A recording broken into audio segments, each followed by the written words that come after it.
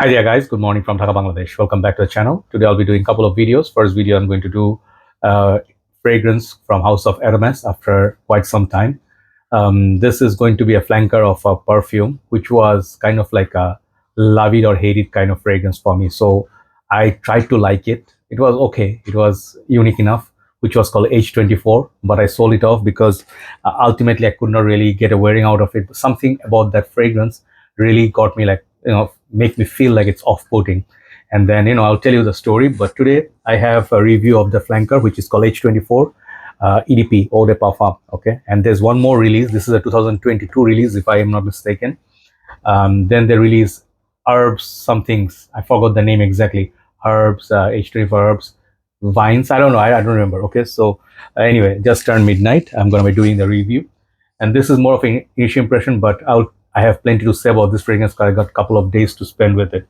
So you guys know the big name, big seller is Terre d'Hermes from its Hermes house, and they do have Unjardin line, some of the other lines that I reviewed.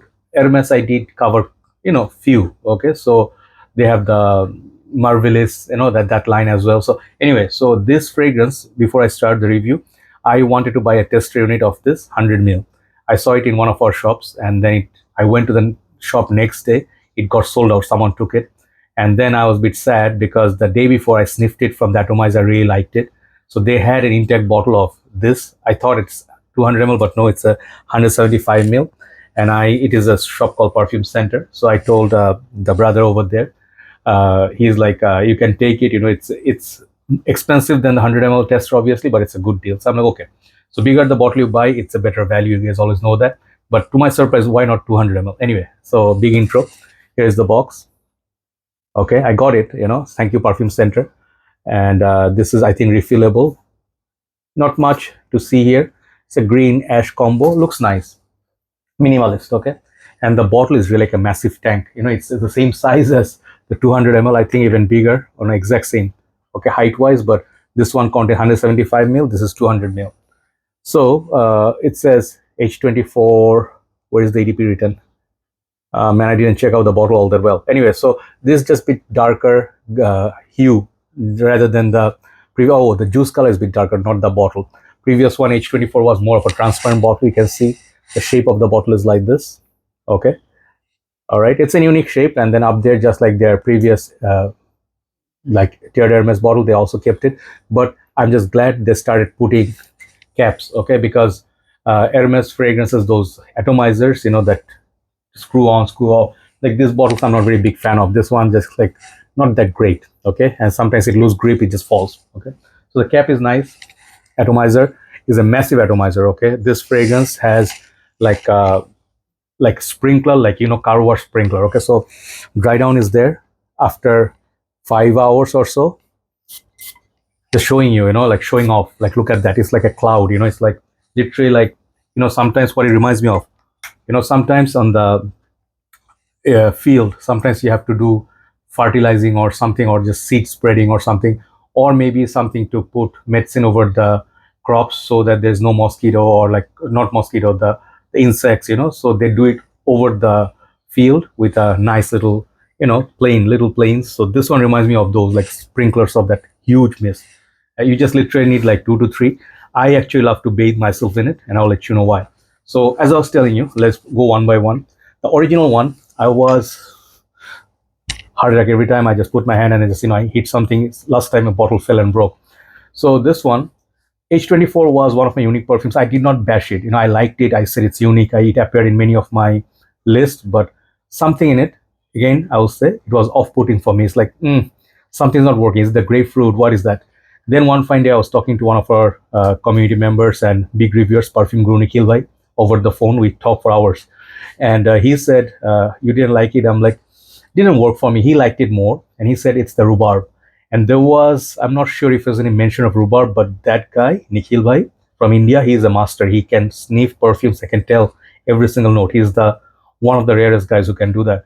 And then it hit me. I'm like, oh, okay, yeah, maybe the rhubarb, because it was similar to something like Sikeol, Lacoste L'Homme, but more of a, mixed with green.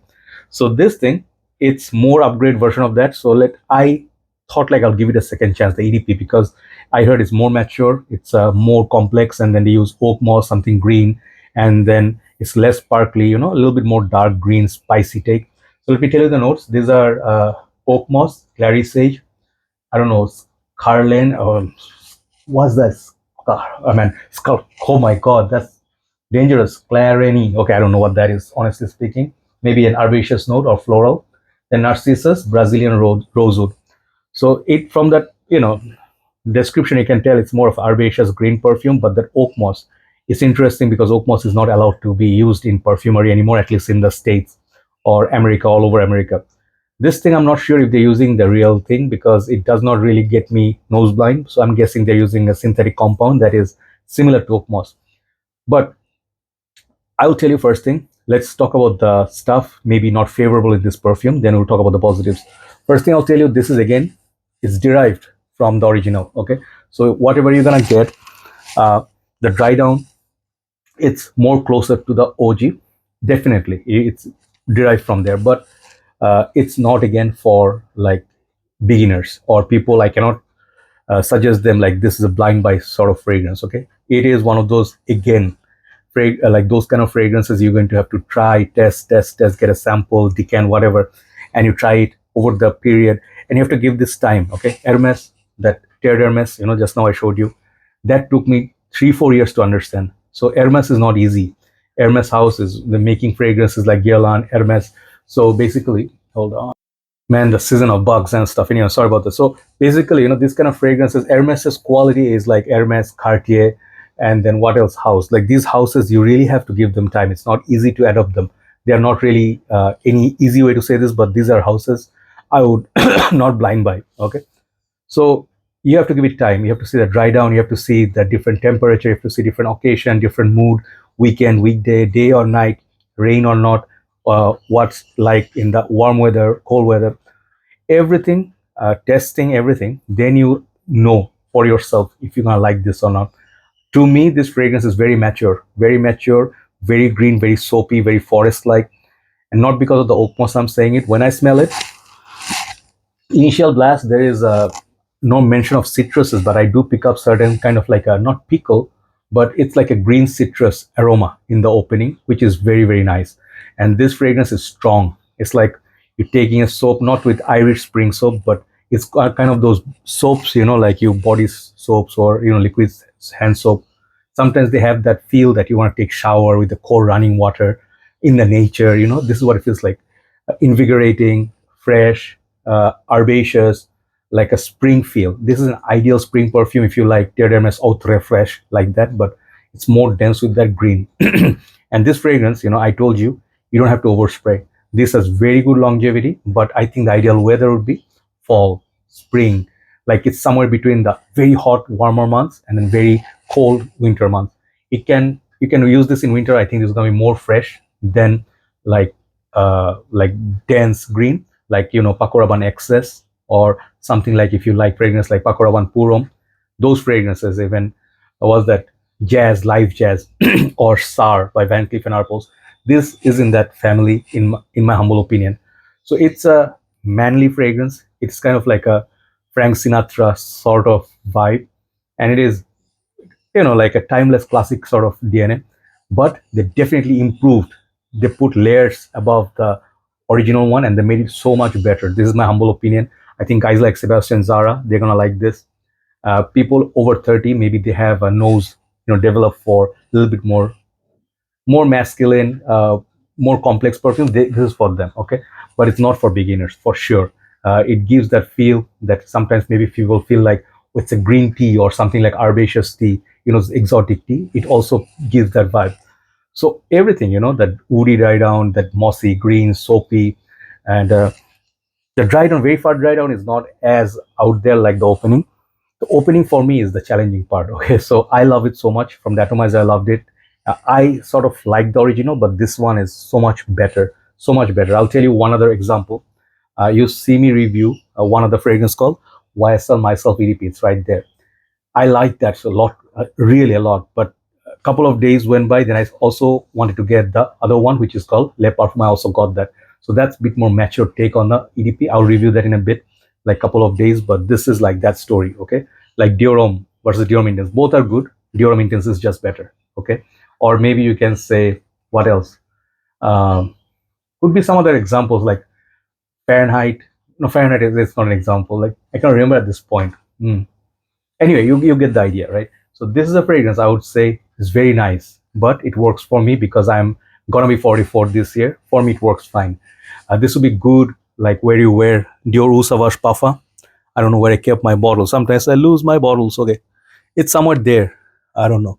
So if you like those feel, if you like that idea of greenness, masculine, a little bit barbershop like, this is the fragrance. Very high class. I would tell you, even if you like Dior Sauvage Elixir, this fragrance is in that family. So if you like Brut, for example, if you like the shaving foam like Wild Rain by Gillette, this is something for you. Okay, I have good memories of those. I have good memories of very good rainy seasons where it rained all day, cats and dogs, and you smell the water flooding everywhere, and then the whole nature mixed with that. It's like this earthy smell. This is the earthy smell. Okay, also reminds me of kind of like Narciso Rodriguez for EDP. So all these fragrances come to my mind. But this perfume is something you should definitely check out.